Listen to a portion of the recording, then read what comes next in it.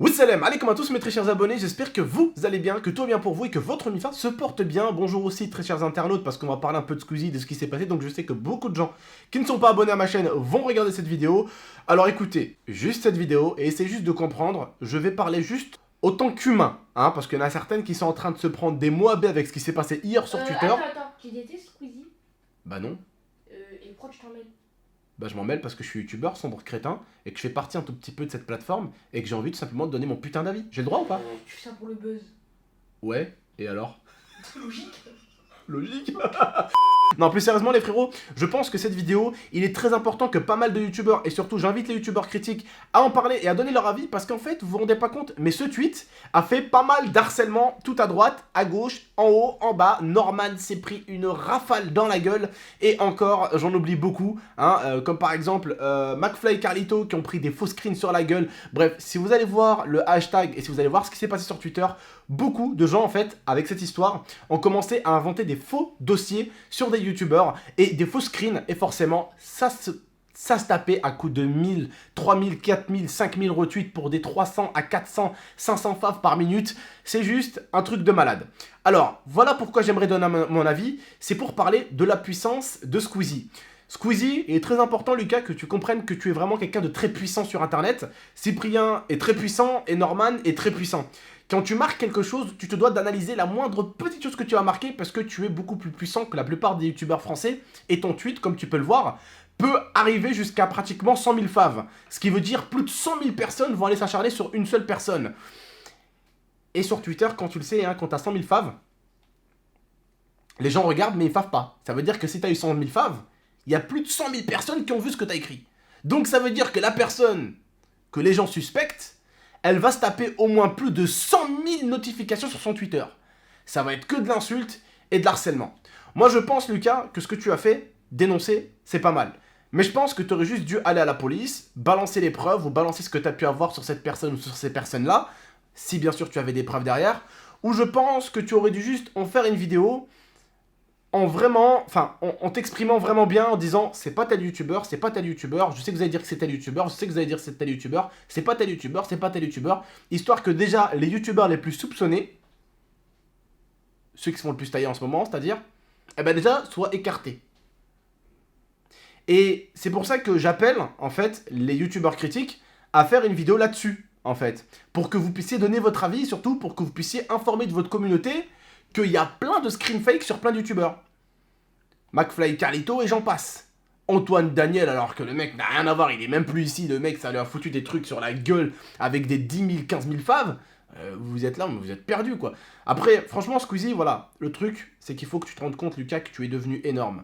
Moi tu sais, j'ai commencé YouTube à l'époque avec une chaîne de foot en 2009. Ça fait 5 ans que j'ai la chaîne GameX13, mais j'ai commencé à l'époque avec une chaîne de foot en 2009.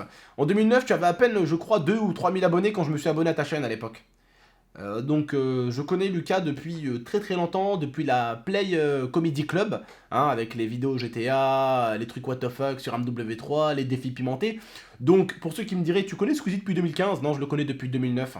Voilà, parce que moi-même j'étais sur la plateforme en 2009, avant ma chaîne GameX13, j'avais une chaîne, vous allez vous foutre de ma gueule les internautes, qui s'appelait Abdel Ronaldo. Oui, j'ai osé. J'avais pas loin des 15-16 ans, donc j'ai le droit, d'accord? Donc voilà. Comprenez-le les gars, allez-y doucement sur l'acharnement, ce qu'il y a derrière un ordinateur, c'est des êtres humains, et c'est juste ça que j'aimerais vous dire. Je suis pas là pour casser les couilles, et même certains me diraient, ouais, rien à foutre du buzz. Si je peux faire du buzz positif pour vous dire, avec mon buzz, faites attention les gars, il y a des faux screens, et les gars, faites attention, n'allez pas, vous aussi, tweeter des youtubeurs en les harcelant, c'est pas très cool, bah, je m'en bats les couilles, c'est du bon buzz. C'est pas du sale buzz, c'est du bon buzz. Il y a deux styles de buzz. Il y a le buzz pour tuer quelqu'un, pour assommer quelqu'un, pour harceler quelqu'un, pour descendre quelqu'un. Et il y a le buzz pour dire les gars, faites attention à ça. Les gars, faites pas ci. Les gars, faites pas ça. Faites gaffe à ça. Tu vois, c'est des bons buzz. Et je préfère, oui, à la limite, pour le buzz. Oui, c'est pour le buzz. Si ça peut te faire plaisir. Voilà. Bref, en tout cas, plus sérieusement, autant qu'internaute, moi ça fait maintenant 5 ans que j'ai ma chaîne YouTube GameX13.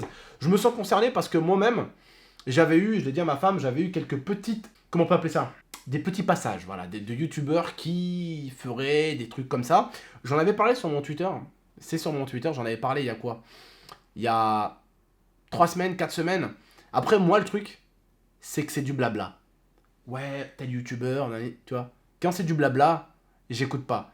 Et j'ai mis un tweet il y a 2 semaines, 3 semaines sur mon Twitter, du style, il y a des youtubeurs qui pourraient profiter de leurs abonnés filles qui sont des mineurs. Faites gaffe, ne jouez pas avec le feu. Ne croyez pas que vous êtes intouchable, parce que vous l'êtes pas. Et ça, Squeezie l'a mis aujourd'hui. Moi, je l'ai mis il y a 2-3 semaines. J'en avais parlé de ça. Sauf que je n'avais pas de preuves, donc je ne peux pas attaquer quelqu'un sans preuve. C'est juste des gens qui blablatent. Je pourrais te dire, ouais, telle personne, ouais, fais ci ou fais ça. C'est facile. Tant qu'il n'y a pas de preuves, tant qu'il n'y a pas de truc à l'appui, on peut rien faire. Et Squeezie, soit tu avais les preuves, et dans ce cas-là, pour moi, tu aurais dû aller simplement à la police pour montrer ces trucs-là, soit comme moi, tu n'avais aucune preuve, et dans ce cas-là, bah, tu aurais dû juste faire comme moi, ce que tu as fait là, mais un peu plus intelligemment. Moi, j'ai le droit d'être con, j'ai une petite communauté, une toute petite. C'est pas, tu vois, ça fait pas de bruit. Toi, par contre, t'es trop puissant. Le truc qu'il faut comprendre, c'est que quand on est puissant, on doit faire encore plus gaffe. Tu connais Spider-Man? De grands pouvoirs demandent de grandes responsabilités. Un grand pouvoir implique de grandes responsabilités. Bravo, papy Spider-Man. De rien, merci. Non, je suis sérieux, par contre. Voilà, faut dire, t'es trop puissant. T'as fait pratiquement 100 000 faves. T'es beaucoup trop fort. T'as un impact qui est beaucoup trop puissant pour pouvoir faire une petite erreur. Tu peux pas te le permettre. T'es trop puissant. Tu peux tuer une vie. Tu peux exploser quelqu'un, tu peux le ramener jusqu'au suicide. Et après, je te vois bien déjà Lucas faire une vidéo, ouais... Comme déjà t'as pu le faire, Lucas, et je sais que plusieurs fois sur ta chaîne, t'as pu faire des choses que toi-même t'as regretté et que ta communauté t'a dit, c'est bien Lucas, tu reconnais tes erreurs. Et on fait tous des erreurs. On est tous imparfaits. On est bourré de qualités, comme je dis très souvent, mais bourré de défauts aussi. Et il faut que tu saches où sont les tiens. Tes qualités, c'est que tu as un grand public qui est énorme, qui t'apprécie énormément. Mais justement, il est tellement grand ce public et il t'apprécie tellement qu'il est capable de te suivre partout et n'importe où. Et c'est là où ça devient dangereux. C'est là où il faut faire attention. On a un gros public sur YouTube, enfin moi j'ai un petit public, mais toi t'as un plus gros public que moi. Mais déjà même moi j'essaye de faire gaffe. Donc des fois j'ai envie de mettre des coups de tête, des coups de boule et des coups de coude aussi, hein, on est humain. Mais il faut faire gaffe, Lucas. Et je pense que les abonnés, vous me donnez pas tort. Parce que, écoutez, vous facilement, vous êtes derrière un ordinateur et vous est rien arrivé, donc forcément vous vous en foutez. Mais si vous êtes dans la situation de certains youtubeurs qui ont reçu des 10 000, 15 000, 20 000 tweets d'harcèlement en disant que vous couchez avec des abonnés mineurs, alors oui, on en a entendu beaucoup parler, des youtubeurs qui profitent de leur salaire, de leur bien-être, de leur petite maison, de leur petite voiture, de l'argent qu'ils gagnent tous les mois pour ramener des abonnés filles à la maison, voilà, et pour avoir une relation derrière avec. Et souvent, oui, Lucas, les filles sont pas forcément toujours majeures, sont souvent mineures, oui. C'est vrai qu'un mec qui couche avec une de ses abonnés, si elle est majeure, on en a rien à foutre. Comme on dit, elle est majeure et vaccinée. Mais souvent, quand elle va être mineure, elle va être là en mode « Oh, lui, je l'aime trop, je suis fan de lui, il a trop d'abonnés, oh là là, je kiffe ses vidéos. » Et puis, elle se laisse facilement convaincre de tout. C'est vrai.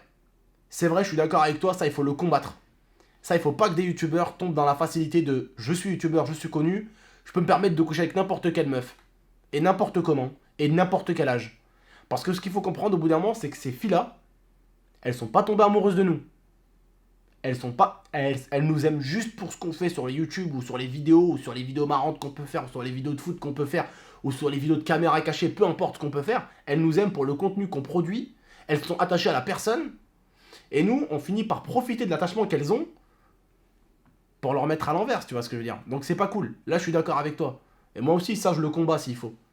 Tout le monde te suit, toute la communauté française te suit. S'il faut battre les mecs, les vieux pédophiles de mort, ça, on te suit tous. On te suit tous, on est tous derrière toi. Mais le truc, c'est que le mettre comme ça sur Twitter, ça peut faire mal à beaucoup de youtubeurs qui n'ont rien fait, tu vois. Et c'est pour ça que moi, j'aurais préféré, honnêtement, Lucas, et j'aurais pas réagi, j'aurais pas répondu, j'aurais pas fait une vidéo, j'aurais préféré que tu fasses une vidéo. Ça aurait été beaucoup plus propre. Moi, j'aurais préféré carrément que tu fasses une vidéo. Parce qu'une vidéo, tu peux mieux t'exprimer. Ça, c'est pas un message. Tu t'exprimes mieux dans une vidéo, tu peux mettre quelques petits points sur les i. J'aurais trouvé que ça aurait été mieux. Après, voilà. Là, écoutez, maintenant, j'aimerais bien faire le bâtard, hein, prendre mes popcorn et savourer, mais le truc, c'est que moi, vous savez, j'en ai connu de l'harcèlement sur Internet. Et le truc, c'est que tu peux prendre tes popcorn quand ça t'est jamais arrivé, mais quand ça t'est arrivé dans la gueule, crois-moi que t'as pas trop envie de prendre des popcorn et de regarder les gens qui prennent cher. C'est pas cool du tout. C'est pas cool du tout. Bref, Prenez soin de vous et de la MIFA. Faites attention encore une fois de plus à tous les screens fake. Et si je peux moi inviter quelques youtubeurs à en parler. Et il y a des youtubeurs qui vont vous dire ouais faites pas ça, vous faites le buzz. Et alors, fuck. Si vous faites le buzz pour dire qu'il y a des faux messages, qu'il y a des faux trucs, qu'il y a ci, qu'il y a ça. Si vous faites en fait un buzz positif pour dire des choses intelligentes, des choses concrètes et des choses importantes pour cette histoire là qu'il y a sur Twitter et le tweet qui est carrément première tendance, Twitter, ben en fait pourquoi ça serait du buzz négatif? Pour moi c'est du buzz positif, je serais le premier à cliquer dessus pour avoir votre avis. Voilà. Donnez votre avis, c'est important, c'est quand même, je crois, hein, j'ai pas envie de dire de bêtises, mais c'est quand même le premier youtubeur français qui a parlé. Ça serait cool que nous on soit là derrière quoi, qu'on donne notre avis.